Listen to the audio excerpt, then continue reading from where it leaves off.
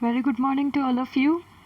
Class 9, subject Social Studies, Civics, Chapter 1st, Democracy in the Contemporary World. And today is the last topic of this chapter, Democracy Promotion. In the last video, I made you explain about are these decisions democratic? Democratic decisions जो होते हैं वो सही है या नहीं, हमने इसके बारे में बात की थी. Today I make you explain about the democracy promotion. जो डेमोक्रेसी है उनको प्रमोट करना, कितना प्रमोट किया गया और कैसे किया गया है, and are the ways are correct और नॉट, ये हम सारा इसमें देखेंगे. Take a close look at the two cartoons on this and on the next page. दो कार्टून्स हैं इस बुक की में पेज नंबर 17 पे, that I will make you explain after some time. In this cartoons क्या बताया हुआ है इस कार्टून में? These are questions related about the global democracy. Related to global democracy से रिलेटेड है. ग्लोबल डेमोक्रेसी क्या होता है? देखो, तो डेमोक्रेसी अपने कंट्री की है. आप overall if we take example of the India, overall India में आप कहीं भी चले जाओ, these are some rights and fundamental rights and duties also. We can do anything. हम जो हमारे राइट्स हैं हम उनको उसको सर्वाइव कर सकते हैं. हम राइट्स में कुछ भी उनका बेनिफिट्स दे सकते हैं. Nobody can stop us, nobody can interfere in these rights. But if we go anywhere out of the world, out of the India, then we can't follow these kind of fundamental rights just because of these are limited into only India. ये सब कहाँ पे related है? सिर्फ India में. अगर हम बात करेंगे कहीं और जाके इन फंडामेंटल राइट्स को यूज़ करने की, तो वो हम नहीं कर सकते.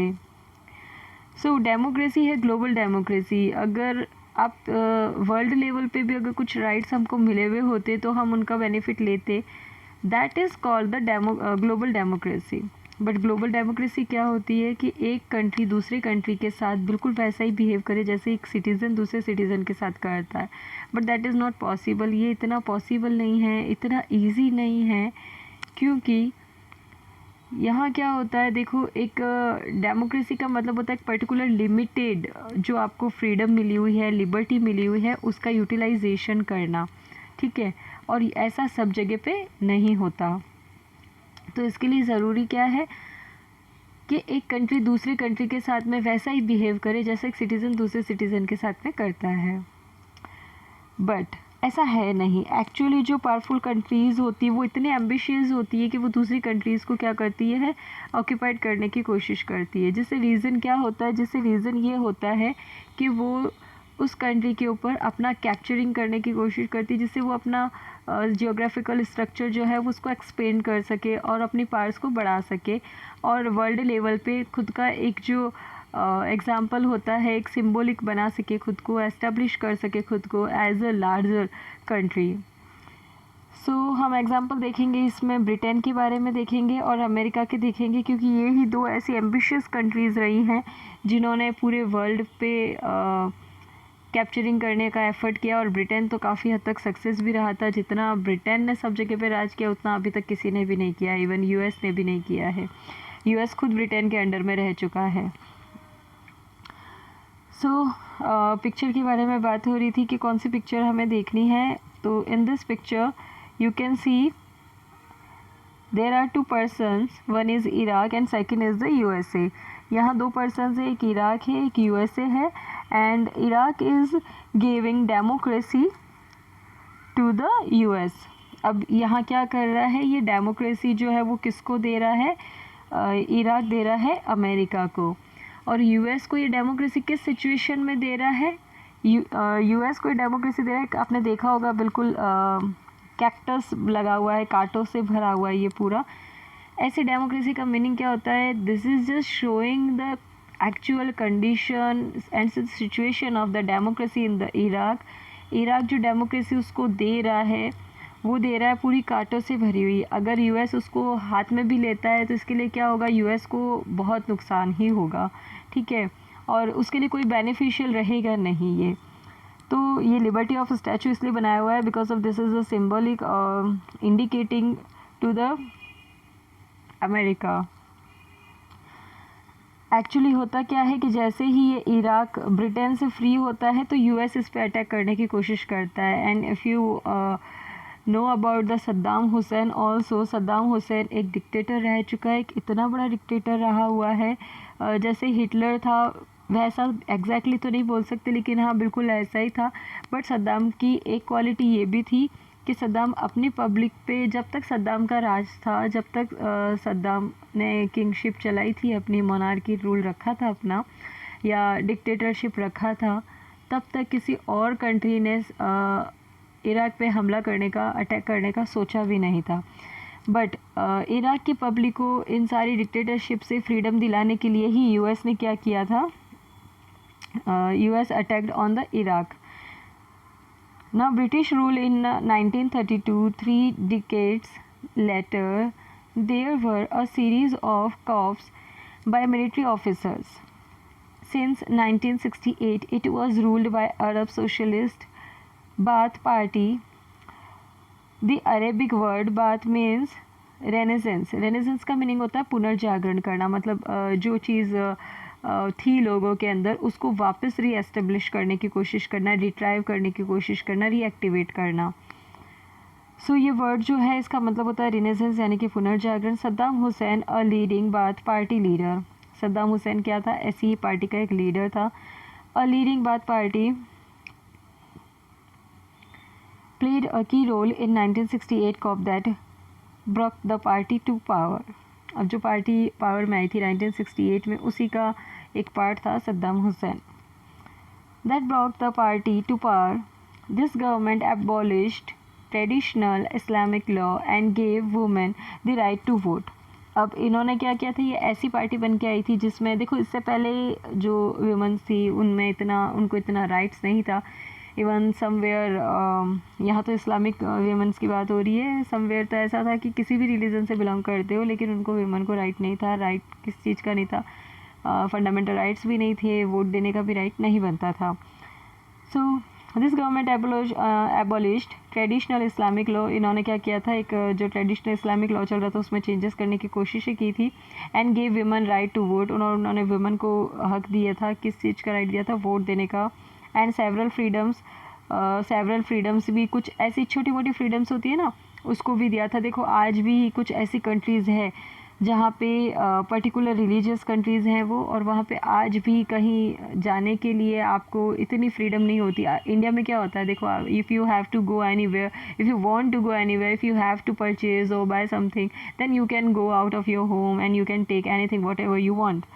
But doesn't matter you are girl और बॉय, आप लेडी हो, वीमन हो, गर्ल हो, whatever your age is.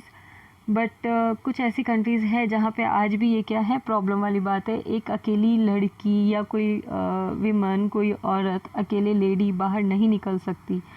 आज भी ऐसी कंडीशंस हैं, काफ़ी कंट्रीज़ में हैं, कुछ रिलीजियस पर्टिकुलर कंट्रीज़ है वहाँ पे भी है।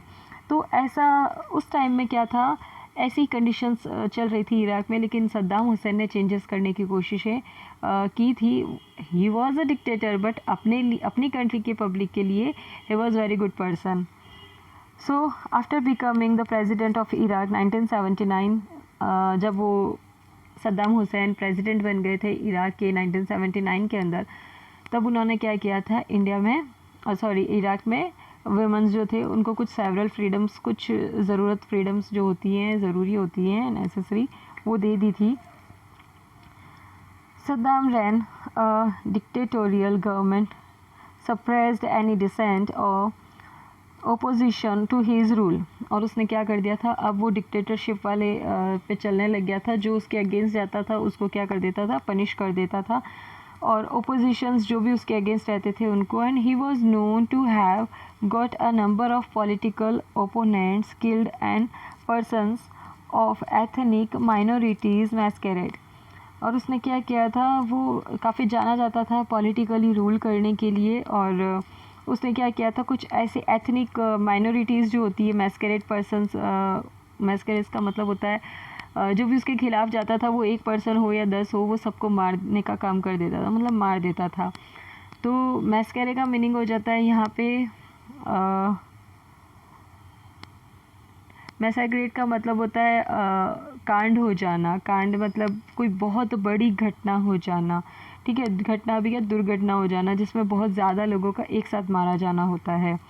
So this the US and its allies like Britain alleged that Iraq possessed secret nuclear weapons and other weapons of mass destruction which posed a big threat to the world. अब क्या हुआ था, देखो यूएस ने ऐसा कुछ announce कर दिया था कि ब्रिटेन के कंडर में आने की वजह से और इराक इतना ज़्यादा मतलब उसने सफ़र किया है, इसलिए इराक ने क्या किया है, कुछ ऐसा सीक्रेटली उसने न्यूक्लियर बॉम्ब और वेपन्स बनाने स्टार्ट कर दिए हैं जो कि वर्ल्ड के लिए क्या हो सकते हैं, हार्मफुल हो सकते हैं, क्योंकि अगर उसने बना लिया है तो वो कभी ना कभी कहीं ना कहीं तो वर्ल्ड पे अटैक करने का सोच सकता है. So now to Iraq to search for such weapons. It did not find any. Still, the US and its allies invaded Iraq, occupied it, and removed Saddam Hussein from power in 2003. 2003 में देखो बहुत बड़ा ये battle हुआ था, battle भी नहीं, attack हुआ था. अमेरिका ने सडनली क्या कर दिया था, उस पर अटैक कर दिया था इराक पे, और सद्दाम हुसैन को क्या किया था, पूरा गोलियों से भून दिया था, इतनी मतलब शूट करके उसको मार दिया था. ठीक है, तो ये सद्दाम हुसैन का वहीं पे उन्होंने उसको मार दिया ये बोल के कि वो डिक्टेटर है और उसने अपने जो चारों तरफ है वो बहुत ज़्यादा न्यूसेंस फैला रखा है, बहुत ज़्यादा उसने लोगों को प्रॉब्लम देना शुरू कर दिया है और एक ये वर्ल्ड के लिए भी प्रॉब्लम हो सकता है. The US installed an interim government of its preference. The war against Iraq was not authorized by the UN Security Council. अब जो यूएस ने अटैक किया था वो यूएन से भी कंसल्टेड या परमिटेड नहीं था, यानी कि यूएन के अगेंस्ट जाके यूएस ने, यूएन क्या था, United nation of security council जो था, यानी कि आपको कोई भी खतरा है तो आपको पहले यूएन को इन्फॉर्म करना होगा, यूएन आपको परमिशन दे सकता है कि हाँ ये करना है या ये नहीं करना है. लेकिन अमेरिका ने ऐसा कुछ भी नहीं किया था और अमेरिका ने डायरेक्टली इराक पे अटैक कर दिया था. So Kofi Annan, the UN secretary general, जो उस टाइम में यूएन सेक्रेटरी जनरल थे, said that the US war on Iraq was illegal. तब उसने क्या किया था, सिक्योरिटी काउंसिल के जनरल ने बता दिया था कि इराक पे जो अटैक किया है यूएस ने, that was illegal. That was क्या था, वो क्या था, एक इलीगल अटैक था. See, this is the second and another cartoon. Helping Democracy was a comment on the presence of US forces during the elections in Iraq.